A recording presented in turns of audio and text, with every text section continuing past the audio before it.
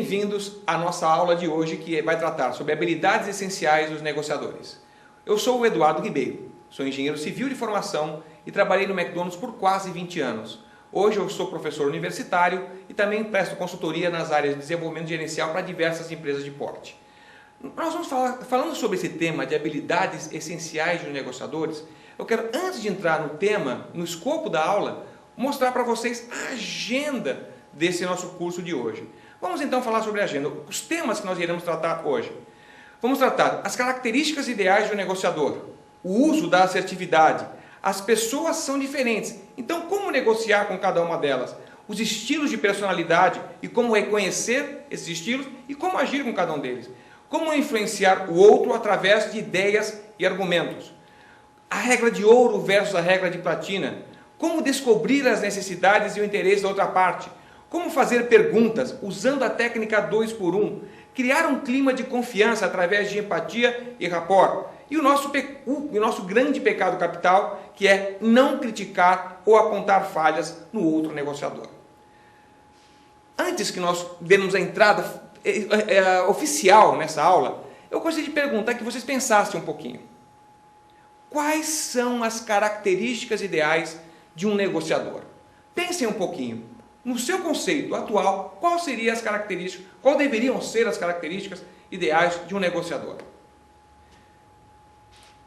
Eu diria a vocês que, no meu ponto de vista, as características ideais de um negociador são uma postura adequada, criatividade, gosto pelo planejamento. Ninguém pode ir para uma negociação sem ter planejado essa negociação antes.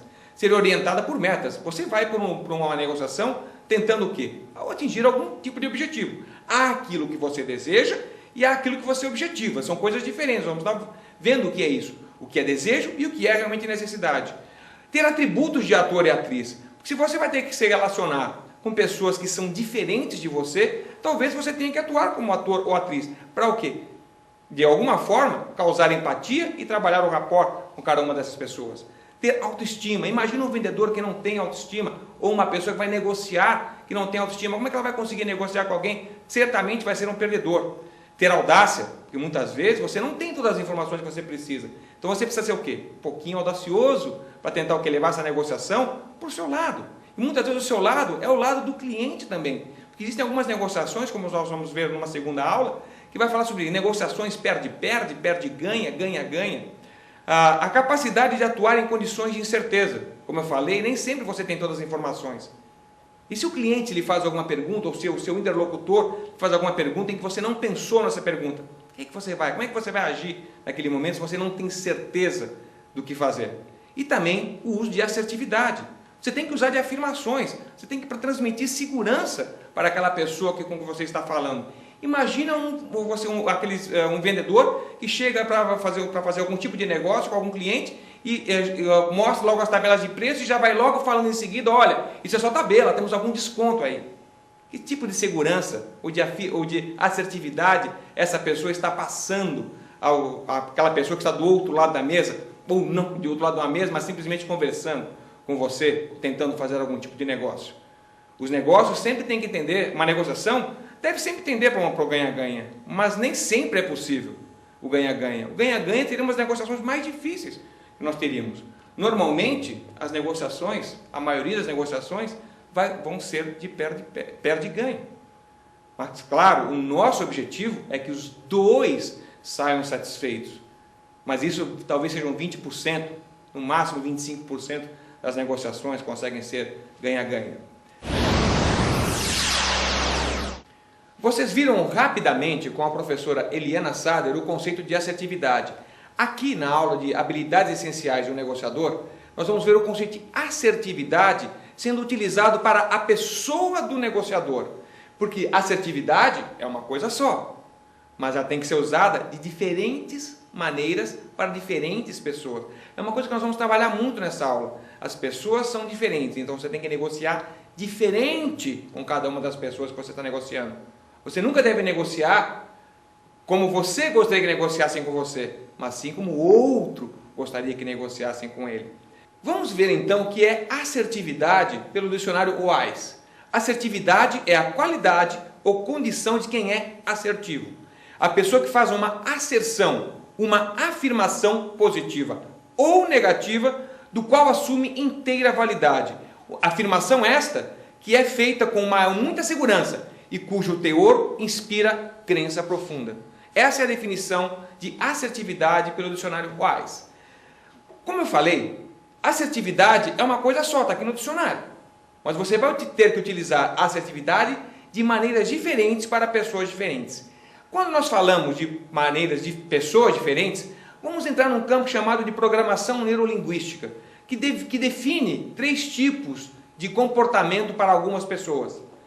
O comportamento de uma pessoa ser mais visual, que recebe estímulos mais pela visão, de uma pessoa sinestésica, que recebe estímulos mais por sensações, por emoções ou contato, e as pessoas que são auditivas, que recebem estímulos ou que são melhor convencidas por estímulos auditivos.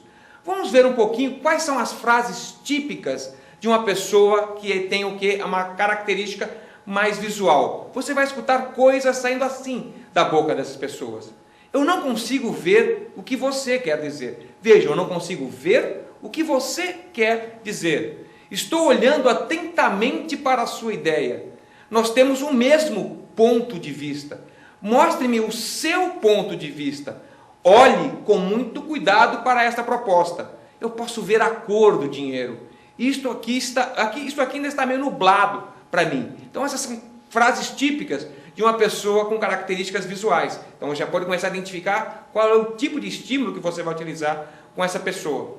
E se você tem uma pessoa que é sinestésica, quais serão as frases típicas de uma pessoa sinestésica? Eu entrarei em contato com você.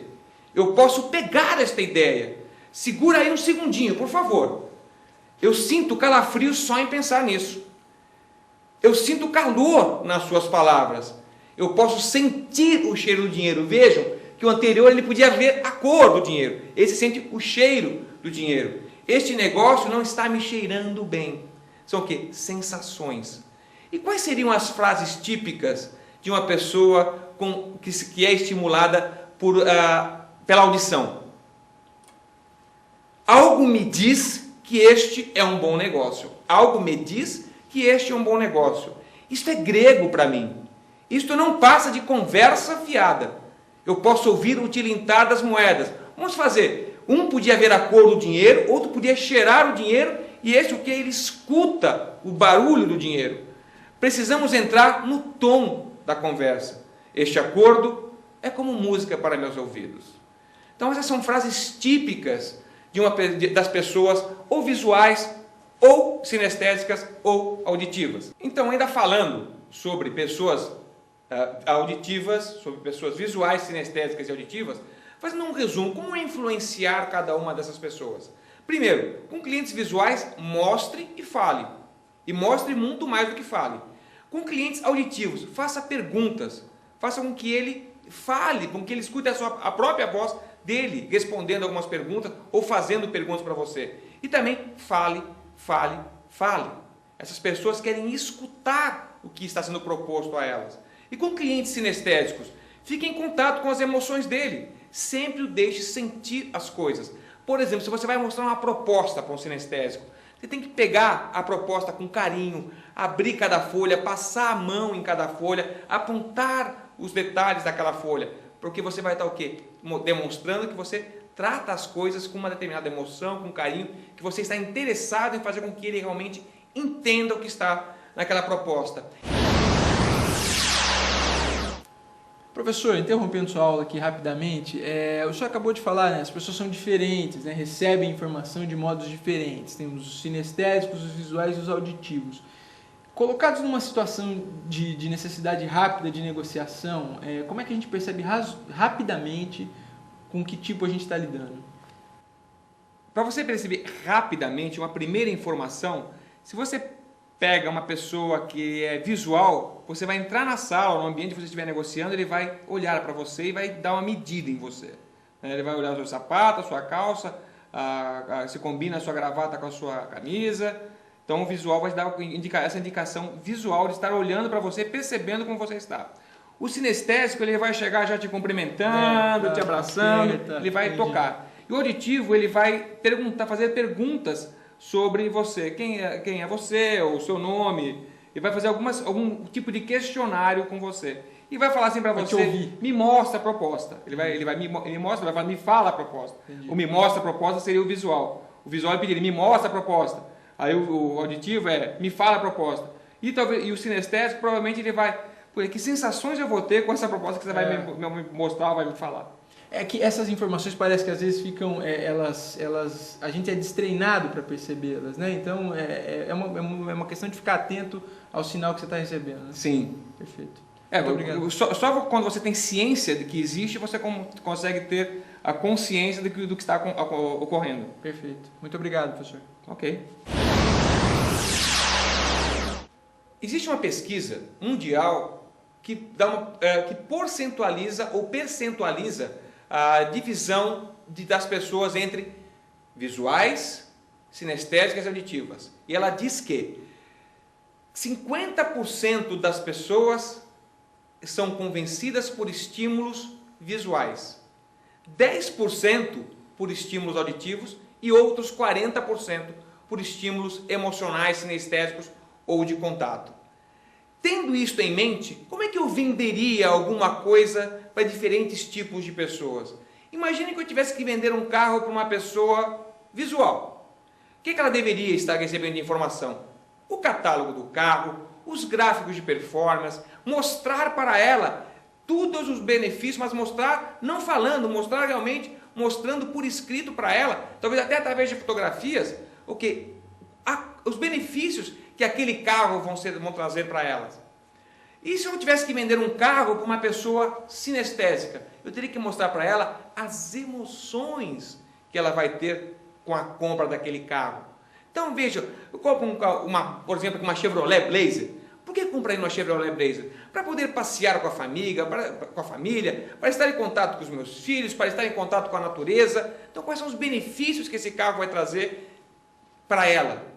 Quais são as emoções que esse carro vai trazer para ela? E se eu tivesse que vender um carro para uma pessoa auditiva? Eu teria como que jingles, a música, mostrar para ela ou deixá-la escutar o barulho do motor. Se o carro tem uma abertura e um fechamento de uma porta silencioso, abrir e fechar esta porta. Veja como ele é silencioso. Ligar o motor e ficar dentro do carro. Que muitas vezes não é que precisa ter barulho para o auditivo. O silêncio também é importante para ele. O não ter barulho já é um estímulo auditivo também. E a sonorização do automóvel.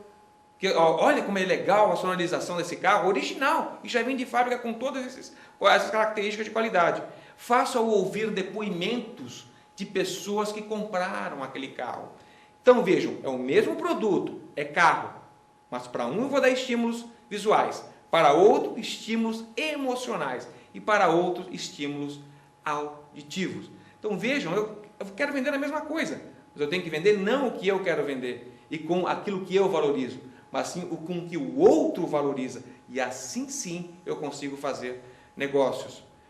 Nós estamos falando que existem pessoas diferentes e nós vimos, de acordo com a programação neurolinguística, com os estudiosos de programação neurolinguística, que existem 3 tipos de pessoas: as sinestésicas, as visuais e as auditivas. Falando ainda sobre pessoas diferentes, vamos falar agora de pessoas com personalidades diferentes. Mas de onde vêm essas personalidades diferentes? Para que a gente possa entender os 4 tipos de personalidade, vamos falar também, em primeiro, dos 4 tipos de comportamento das pessoas. Primeiro, nós temos aqui as pessoas que são puro controle. São pessoas que controlam suas emoções, são orientados para tarefas, gostam de fatos concretos, não jogam com a intuição, são formais, sérios, impessoais, precisos e específicos. São pessoas controladas e que vão levar a um tipo de personalidade. Um outro tipo de comportamento é o que nós chamamos de pessoas emocionais. São aquelas pessoas que assistem Ghost pela 10ª vez e choram. São aquelas pessoas que quando tem um jogo da Copa, convidam todo mundo para sua casa. Tem rojões, tem bandeirinhas, estão todas uniformizadas. São fáceis de conhecer essas pessoas. São sensíveis, abertas, emotivas, são pessoas amigas, são informais, jogam muito com a intuição, são orientadas para o social e gostam, dão importância ao relacionamento. Por outro lado, nós temos ainda pessoas que são reflexivas, são pessoas quietas, normalmente falam baixo essas pessoas, são reservadas, elas pedem, não mandam, são vagarosas, delicadas, são pessoas excelentes para se trabalhar em equipe, porque não criam conflitos, são cooperadoras, passivas e evitam riscos. Por outro lado, temos ainda as pessoas consideradas dinâmicas, são pessoas assertivas, gostam de correr riscos, mandam, não pedem, são autoconfiantes, são pessoas irrequietas, impacientes e são pessoas decididas, só que muitas vezes decidem pela emoção. Se nós pegarmos esses 4 comportamentos e colocarmos num gráfico, nós vamos ver que desses 4 tipos de comportamento vão surgir 4 tipos de perfil, ou 4 estilos de personalidade. Uma pessoa que estaria ali entre reflexiva e emotiva, nós vamos denominá-la de uma pessoa afável. E daqui a pouquinho eu vou mostrar para vocês quais são as características de uma pessoa afável e como trabalhar com essa pessoa. Então, aí só tem uma pessoa que é reflexiva e controle, né? Ela é uma pessoa metódica, que gosta o quê? Das regras, gostam de ver item por item, fazem perguntas detalhadas. E um outro tipo de pessoa, que depois está ali entre o controle, a pessoa que é, ao mesmo tempo ela é dinâmica, e ao mesmo tempo ela gosta de ter o controle. É o que nós chamamos de obstinado. É que essas pessoas são difíceis de negociar com ela, porque elas gostam de manter o controle e são muito rápidas, têm muita velocidade. E um outro tipo de pessoas são as pessoas sociáveis, que estariam ali no quadrante, entre umas pessoas que seriam emotivas e dinâmicas. Vamos conhecer um pouquinho, ou dar exemplos a vocês, de quem seriam algumas pessoas no nosso dia a dia, que poderiam estar ou serem afáveis, ou serem sociáveis, metódicas ou obstinadas. Uma pessoa sociável. Um exemplo de uma pessoa sociável é a Dercy Gonçalves. Outros exemplos também de pessoas sociáveis são apresentadores de televisão, pessoas expansivas, pessoas que gostam de se relacionar com muitas pessoas. São pessoas que se você pegar um vendedor, vendedores normalmente são pessoas sociáveis. E quem é a pessoa mais importante para um sociável? Ele mesmo. Por quê? Ele gosta de ser reconhecido, ele gosta de ser o centro das atenções, ele gosta de ser o foco dos holofotes.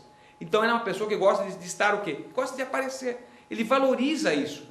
Então, quando você negociar com uma pessoa que tem essa característica de sociável, ou a pessoa que você identificou que essa pessoa é uma pessoa sociável, você tem o quê? Demonstrar interesse por esta pessoa. Além de demonstrar interesse por essa pessoa, apoie suas ideias, por mais malucas que sejam. Naquele momento, num primeiro momento, concorde com suas ideias, para depois o quê? Contornar e colocar as suas ideias. Mas num primeiro momento apoie. Não apresse a conversa. A pessoa sociável, ela gosta de falar. E ela gosta que você dê tempo a ela, para ela falar até muitas vezes de coisas que não são ligadas à negociação. Ela começa a falar do sítio dela que ela tem lá em Aldeia da Serra, ou em Mariporã, não sei aonde. Deixa ela falar. Dê esse tempo a ela, deixa ela enaltecer as vitórias e as conquistas que ela teve. Depois você retoma para o escopo geral da negociação. Não apresse a conversa. Não, faça um resumo por escrito. Por quê? Você tem que fazer um resumo por escrito de uma pessoa sociável. Normalmente ela falou muito. E ela muitas vezes falou e pouco escutou o que você falou. Então, no final da negociação, ok, os pontos que ficaram fechados nesta nossa negociação e que vão ser colocados no nosso acordo por escrito são esses e esses. E faça ela ler aquilo.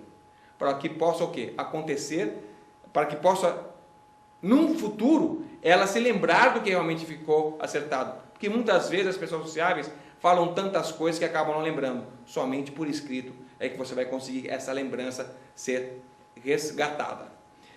Um outro tipo de personalidade é o afável. Um exemplo de afável, o nosso ex-presidente, o Itamar Franco. São pessoas amigáveis. Você tem que ser amigável com ela durante o tratamento. Tente uma aproximação pessoal, porque normalmente essas pessoas tendem a ser desconfiadas. Você tem que desenvolver credibilidade. Você tem o quê? Fazer com que o primeiro momento dessa pessoa com você é não acreditar em você. Não é nem não acreditar, seria não confiar. Você precisa o quê? Construir um relacionamento para construir confiança para depois negociar. Porque a base, não só de uma negociação com o afável, a base de uma negociação saudável é as pessoas confiarem uma na outra. Se você pegar... por que não existe negociação lá na Palestina? Porque um não confia no outro. Um fala que vai parar de guerrear, o outro no outro dia solta uma bomba. Então, quando não existe essa confiança, não existe negociação. E o afável é uma pessoa que precisa de confiar em você para conseguir fazer uma negociação com você. E não faça grandes revoluções. São pessoas que têm tudo lá, é aquilo que você pediu, é aquilo que ela fez, e vamos tocar dessa forma, porque dessa forma eu confio. Então são pessoas que você não deve... Ok, está fechando a proposta daquilo, mesmo que você tenha uma ideia maravilhosa, feche com aquilo que você já tem. Se você fizer uma grande revolução, talvez essa pessoa precise de ir, já não é mais hoje, não é a semana que vem, talvez ela acabe nem fazendo negócio com você. Um outro tipo de pessoa, uma outra personalidade, é o metódico. Um exemplo de metódico. Um exemplo de metódico seria aqui o nosso Eduardo Suplicy. Uma pessoa recatada, com uma pessoa metódica que é organizada. Um exemplo de uma pessoa metódica. Você entra no escritório dela, a mesa toda arrumadinha, a pasta dela toda arrumadinha. Se você for no armário dela, tem lá as camisas de cor, as brancas, as azuis, as pretas, tudo organizado. Uma pessoa que preza pela organização e por ter uma rotina diária. Com essas pessoas, você deve ir devagar numa negociação, porque ela precisa entender o que você está falando, talvez perguntar mais uma vez, para que ela possa o quê? Ver se aquilo está dentro das possibilidades dela. Evite também com esta pessoa surpresas de última hora. Ela não gosta de que você saia daquilo que foi combinado. Ela não gosta de sair da rotina. Então é outro cuidado que você tem que ter ao negociar com uma pessoa metódica. Com uma pessoa metódica, você tem que trabalhar com números. Você não pode falar para ela, mas o potencial disso é muito forte. Não, ela vai te perguntar, qual o potencial? Em que data vamos atingir este potencial? Quais são as garantias que eu tenho sobre esse negócio? Onde está escrito neste contrato que a garantia é de 31 dias e não de 30 dias? É uma pessoa que vai buscar todos os detalhes. A pessoa metódica, ela é uma pessoa detalhista e ela vai te exigir isso. Se você não tiver esses detalhes, ela vai interromper, muitas vezes vai interromper a negociação. Porque assim como a afável, ela precisa se sentir segura também nessa negociação. E não seja emocional. Você não vai convencer um metódico falando, olha, esse negócio é maravilhoso, a cor disso é maravilhosa. Você não consegue convencê-la pelo lado emocional. Normalmente a pessoa metódica, ela também não é. Ela não tem o seu lado sinestésico desenvolvido. Então você precisa o quê? Com essa pessoa, ser um pouco mais frio, formal e ter as informações que ela precisa. E uma pessoa metódica, quando ela te pergunta alguma coisa e você não sabe, a melhor resposta que você tem que dar para ela é, não sei, vou buscar informações e amanhã, às 10h32 da manhã, você pode acessar o seu e-mail, que lá vai estar a informação. É isso que ela precisa, a segurança e a crença que você vai cumprir aquilo que foi tratado. Que nada vai ser mudado com relação àquilo que foi tratado. Qual seria um exemplo de obstinado? Os grandes empresários, grandes líderes políticos, são pessoas obstinadas. Um exemplo de um grande empreendedor, aqui, Bill Gates. Bill Gates é um exemplo de uma pessoa obstinada.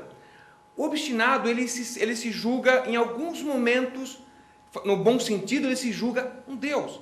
Ele sabe tudo. Ele é a pessoa que detém as informações e que tem o melhor raciocínio com as informações possíveis. Com pessoas obstinadas, que você reconheceu que ela é uma pessoa obstinada, vá direto ao ponto. Essa pessoa não é que nem o sociável. Ela quer que você vá lá, fale, estou aqui para isso, isso, isso e isso. Os pontos que nós vamos ter que debater são esse e esse. Vamos ao primeiro. Pum, ok. Tempo para o primeiro e vamos.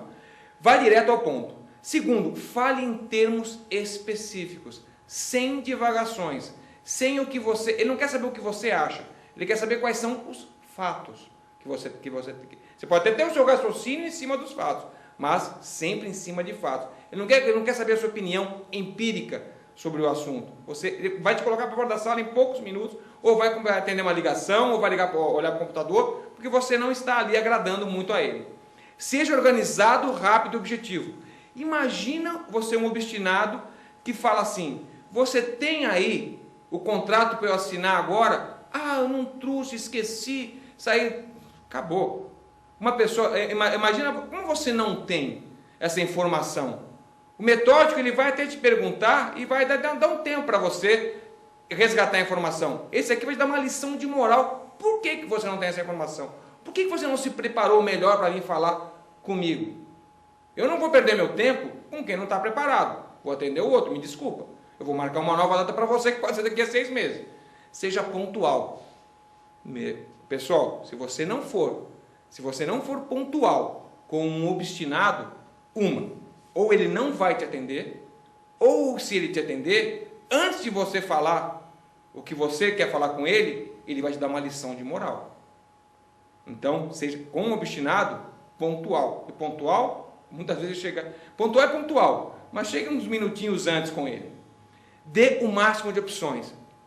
Se você for falar com o obstinado e falar para ele que a melhor, na sua opinião, a melhor opção é aquela e aquela que ele deveria comprar, com certeza não é essa que ele vai comprar. Para um obstinado, você precisa dar opções. Imagina que você quer vender um 4 para um obstinado. Você tem que falar: olha, eu tenho alguns 4 para o senhor escolher. Eu tenho 8 dividido por 2, raiz quadrada de 16, eu tenho 32 dividido por 8, e assim por diante. Agora, o que ele vai escolher? Ele vai escolher o melhor 4. Ele vai falar: de todas as opções que eu te dei, a melhor opção e a que eu quero é raiz quadrada de 16. Só que você, como sempre, esqueceu de falar ainda 2 vezes 2, 2 vezes 2, e assim por diante. Ele quer ter o quê? Acabar na negociação com o sentido que ele ganhou de você. Dê a eles a sensação. Que muitas vezes, quando a gente fala de ganha-ganha, muitas vezes o ganha-ganha é ter a sensação do ganha-ganha. Isso é o mais importante.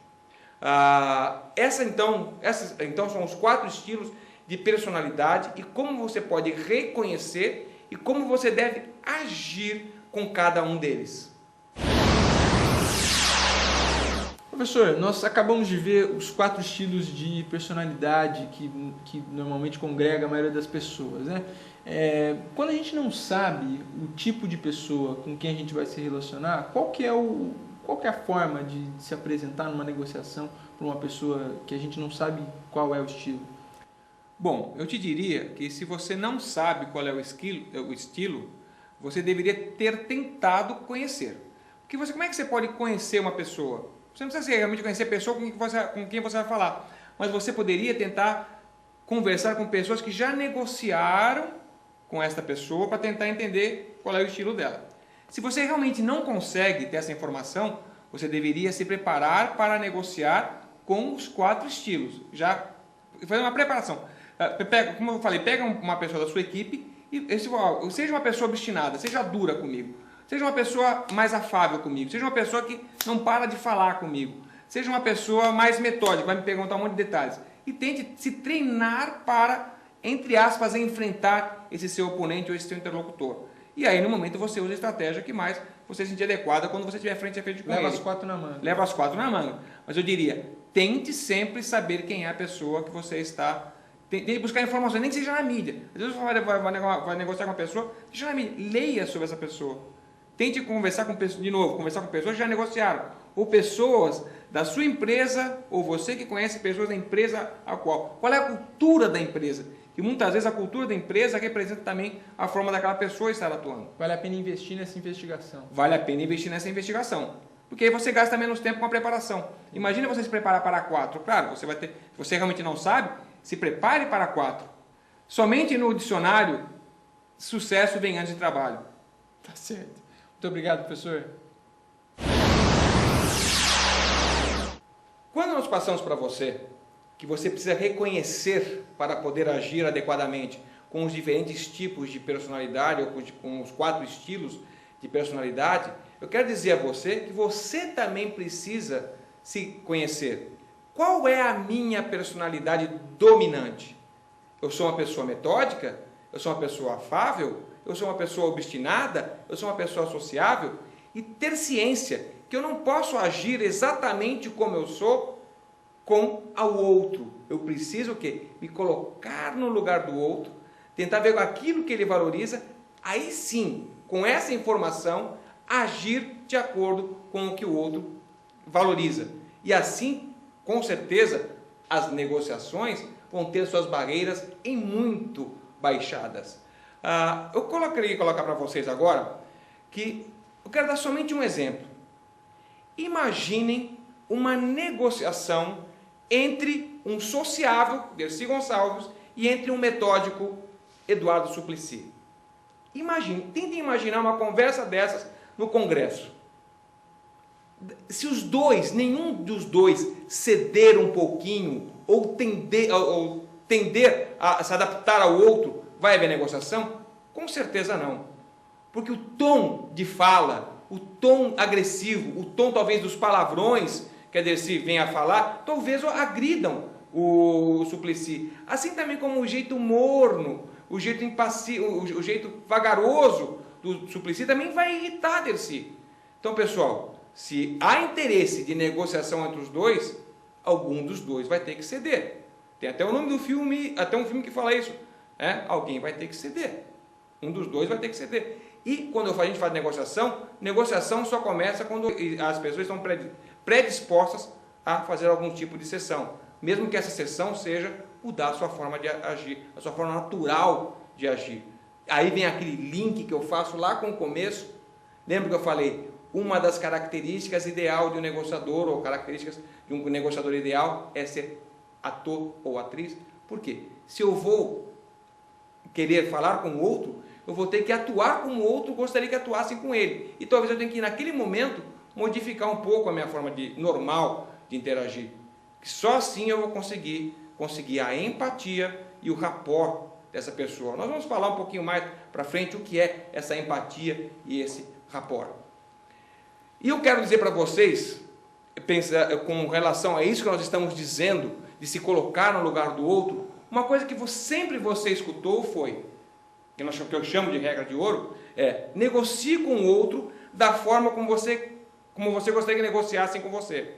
Negocie com o outro da forma como você gostaria que negociassem com você. Essa é a regra de ouro. Mas mais valorosa ainda, com mais valor que a regra de ouro, eu diria para vocês que existe uma regra de platina, que é: negocie com o outro não como você gosta que negociem com você, mas sim como o outro gosta de negociar. Se você conseguir fazer isto, perceber isso e agir desta forma, com certeza a sua negociação vai ser muito facilitada. Vai ter um índice de sucesso muito maior do que uma pessoa que não se importa ou com o estilo de personalidade, se é sinestética, se é auditiva, se é visual, qual o estilo de personalidade. Se eu não consigo me adequar ao outro, meu índice de sucesso vai ser muito baixo, eu vou ser muito frustrado. Quanto mais me frustro, menos autoestima eu tenho e eu perco uma das características de um negociador ideal, que é ter autoestima elevada. Aí vocês podem me perguntar, mas como é que eu vou saber algumas informações sobre determinados tipos de pessoa? Eu tenho que descobrir as informações. Então aqui, o próximo slide que vocês estão vendo é como descobrir necessidades e interesses de outra parte. Primeiro, nós temos 2 tipos de pergunta: perguntas abertas e perguntas fechadas. O que seria uma pergunta fechada? O senhor gosta de azul? É uma pergunta fechada, ele vai dizer sim ou não. O que seria uma pergunta aberta? Que cor o senhor prefere? Aí tem o que? A opção de falar que cor ele quer. Você não gosta de nenhuma cor. Então, pessoal, a primeira técnica para você conseguir ter informações é perguntas abertas e fechadas. Imaginem no mundo corporativo, uma pergunta fechada. Quantos funcionários tem a sua empresa? Ele vai te dizer quantos funcionários tem a empresa dele. Não estou dizendo que não deve ser feito esse tipo de pergunta, mas não pode ser feito somente este tipo de pergunta. Uma pergunta aberta. Quais são os planos da sua empresa para os seus próximos 3 anos? Com certeza não vai vir uma resposta sim ou não. Vai vir o quê? Um detalhamento, ou talvez uma visão, que vai trazer uma série de detalhes, onde em alguns momentos você pode fazer algum tipo de pergunta fechada. Então intercale perguntas abertas e perguntas fechadas. Uma outra técnica que quero dizer para vocês com relação à obtenção de informação, é uma técnica que o Jô Soares usa, que é a técnica do funil, que é do aberto para o fechado.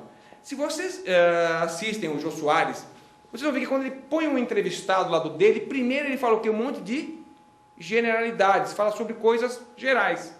E aí, em determinado momento, ele o quê? Dá uma fisgada e faz a pergunta crucial daquela entrevista, ou as perguntas importantes daquela entrevista. Então, quando você for conversar com alguém, converse sobre generalidades. Você vai o quê? Percebendo a pessoa, para depois, com essas percepções que você tiver, você pode agir de uma maneira mais adequada a essa pessoa.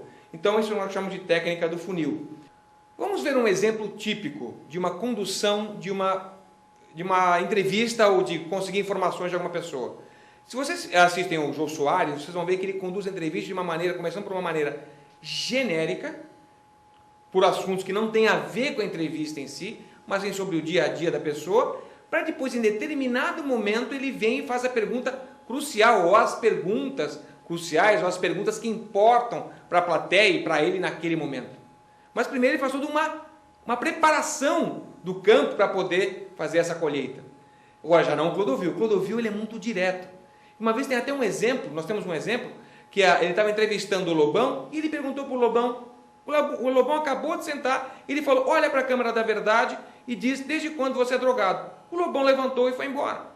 Não rolou a entrevista, não rolou o negócio. Não o quê? Porque não houve empatia, não houve a forma correta de saber o que se estava sendo falado, ou o que se estava querendo saber da pessoa, ou não foi preparado o campo.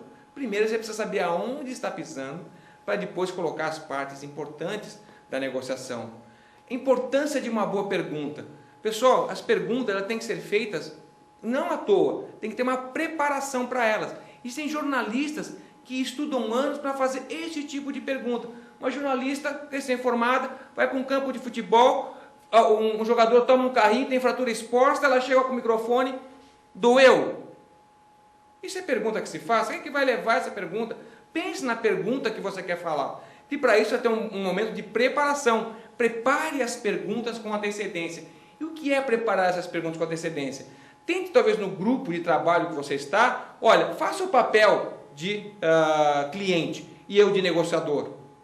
Que perguntas, eu vou começar a negociar com você, me faça as perguntas que você faria se você fosse a pessoa. Claro, você não vai matar todas as perguntas, mas com certeza, algumas perguntas você vai ter respostas já preparadas.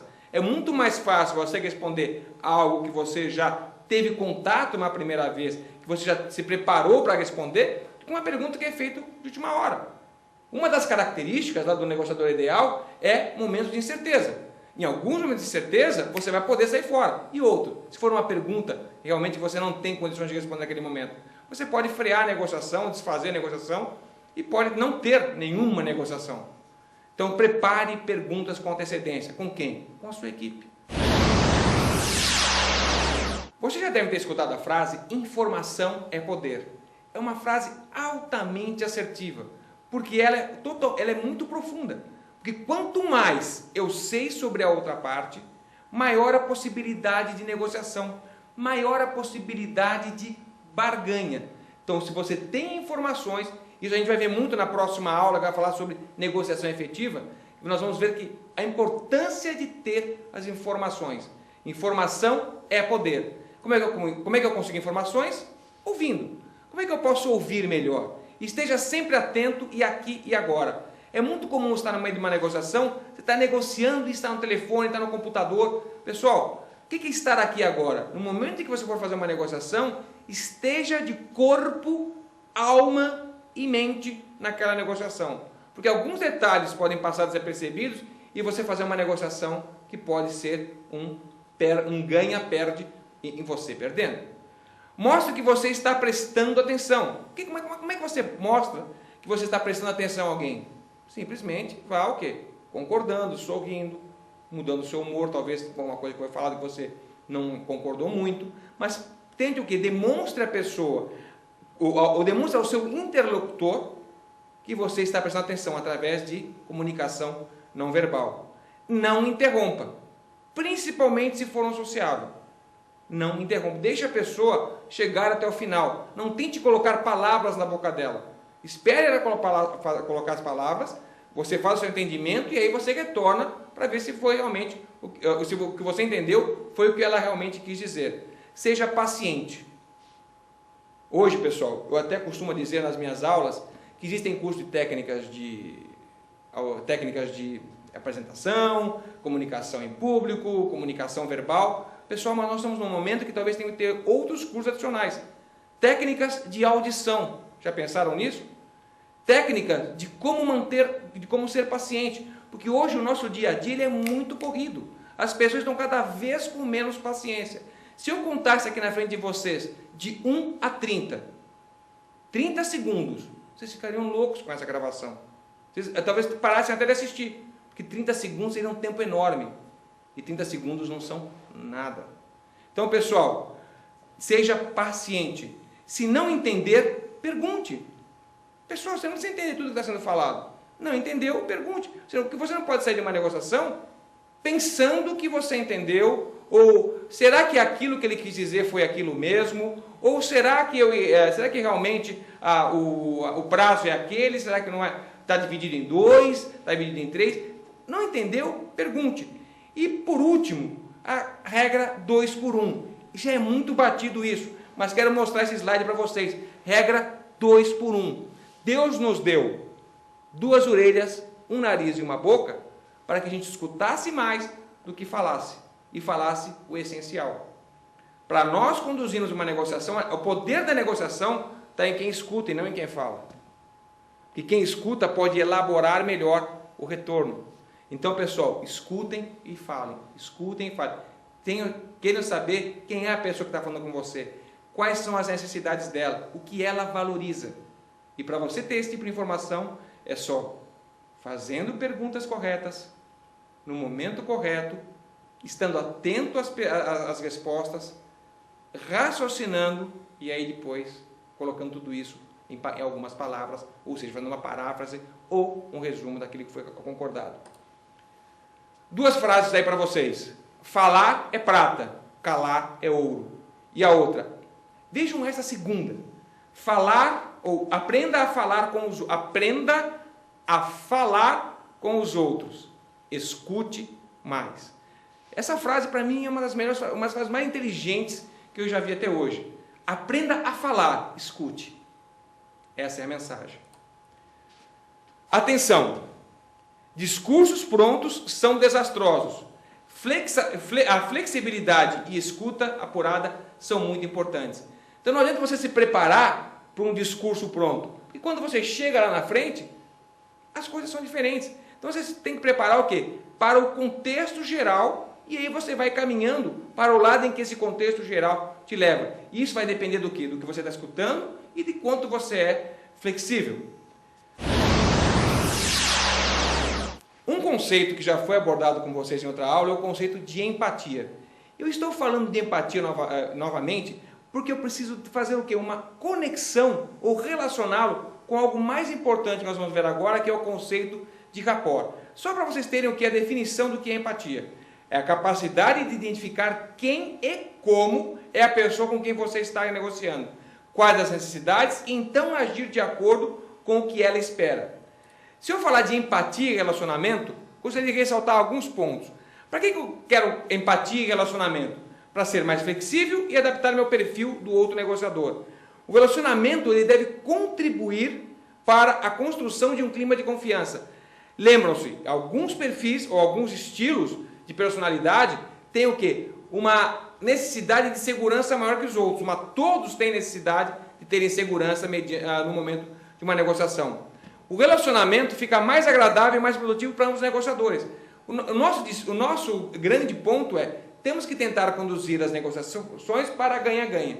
Se nós trabalharmos num ambiente de empatia e de rapport, de um bom relacionamento, talvez nós consigamos atingir o ideal de uma negociação, que é o ganha-ganha. Lembrando que, na maioria das vezes, nós não vamos ter esse tipo de condição ganha-ganha em todas as negociações. O que é rapport? Se eu fizer um resumo do que está no dicionário com relação a rapport, é concordância, conformidade e harmonia. Rapport é uma palavra que vem do francês, passada para o inglês, e que tem, se você pegar no dicionário em inglês, ele fala, é concordância, conformidade ou harmonia. Por que eu quero ter harmonia?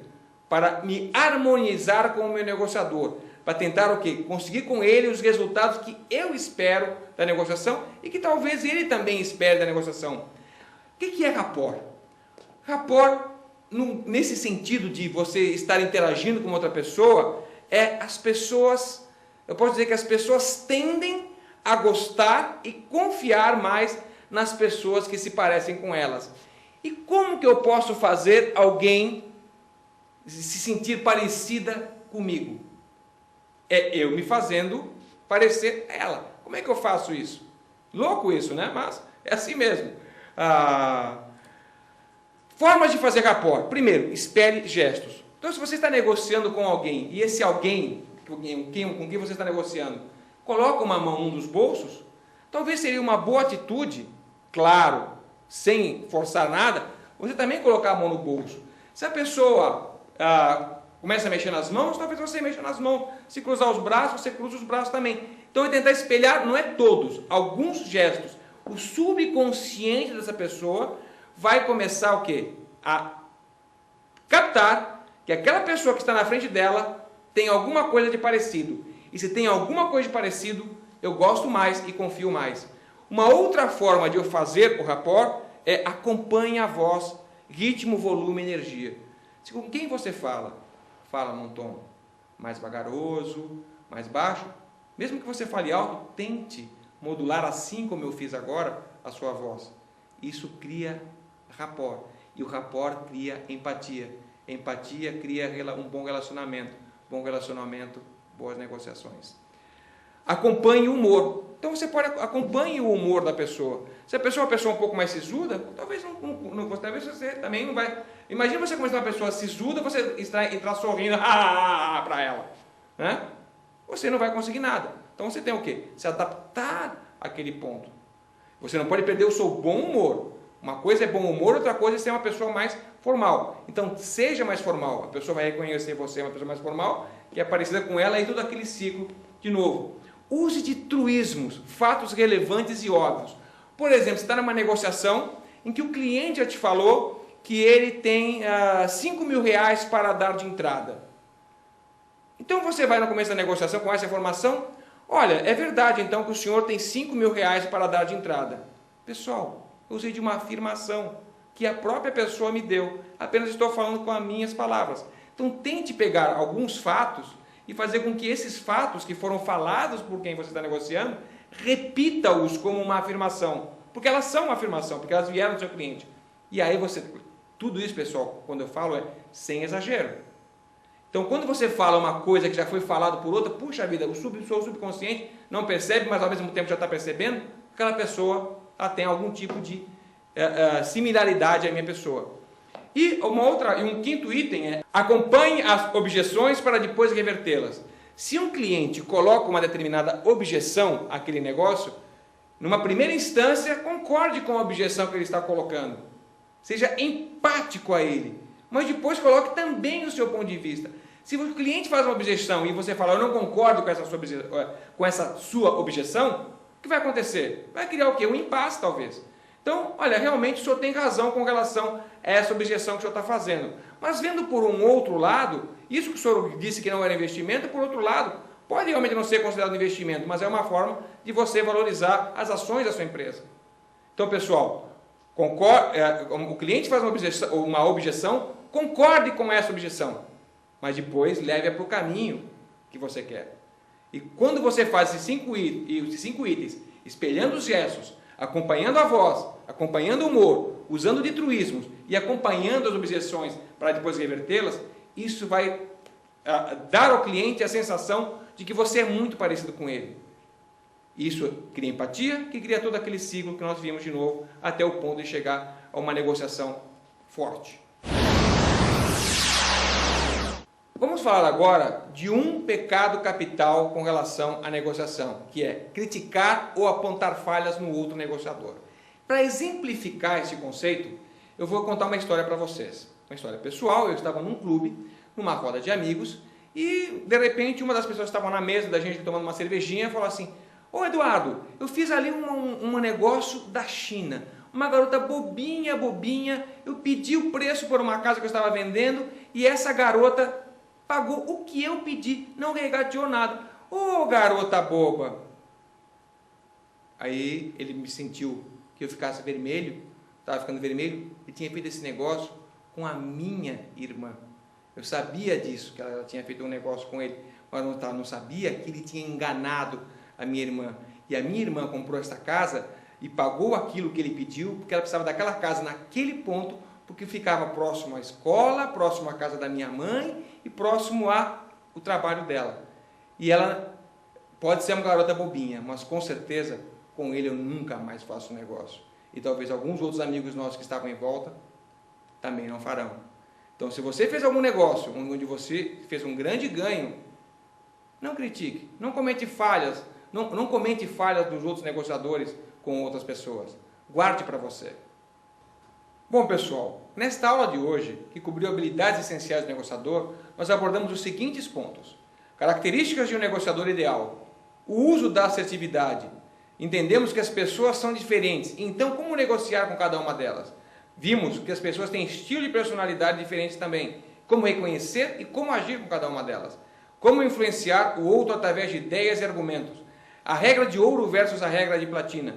Como descobrir as necessidades e interesses da outra parte, fazendo perguntas, utilizando a técnica 2x1, criar um clima de confiança e empatia através de rapport, e o pecado capital de não criticar e apontar falhas do outro negociador.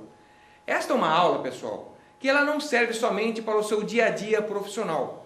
Você negocia também na sua casa, você negocia no seu clube, você negocia na sua comunidade, você negocia quando você vai a um bar, você negocia com a sua esposa, com a sua sogra, com os seus filhos. Você tem grandes oportunidades de negociação. Aproveitem então o conteúdo desta aula para colocá-lo em prática já.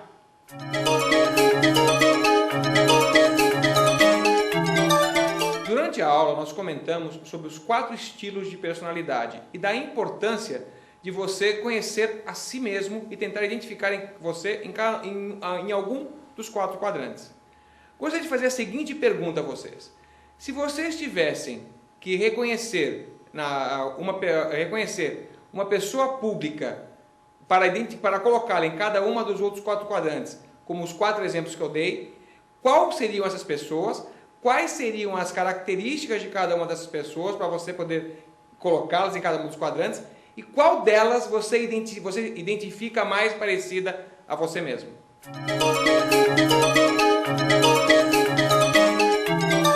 Professor, diversas das sugestões de abordagem que foram colocadas, elas se apresentam como modelagens de comportamento, né? Quer dizer, a gente deve se comportar dessa ou daquela maneira com um tipo diferente de pessoa e tal.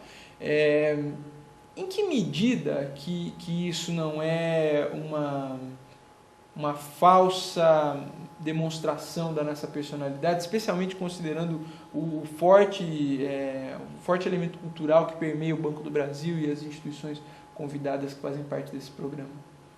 Você pode considerar isso como um aviltamento da sua personalidade, mas você pode considerar isso como uma técnica para atingir um objetivo. Eu poderia dar um exemplo bem simples. Quando você está querendo conquistar alguém, quando você está namorando, muitas vezes você muda a sua forma de se comportar para tentar conquistar aquela pessoa. O namoro nada mais é que uma conquista. Então, muitas vezes você muda a sua forma de comportar para se tornar mais empático à pessoa, para conseguir ter uma negociação efetiva. que seria a negociação efetiva nesse sentido? Seria a conquista e depois o namoro em si. E nada disso você deixou de ser quem você é, passou a ser antiético ou aviltar a sua personalidade. O exemplo é feliz porque a medida está no seguinte, né? Quer dizer, se a pessoa valem a pena algumas concessões que estejam dentro do nosso padrão ético de comportamento. Quando essas concessões passam de um determinado ponto, passa a não valer parte aquela negociação, talvez.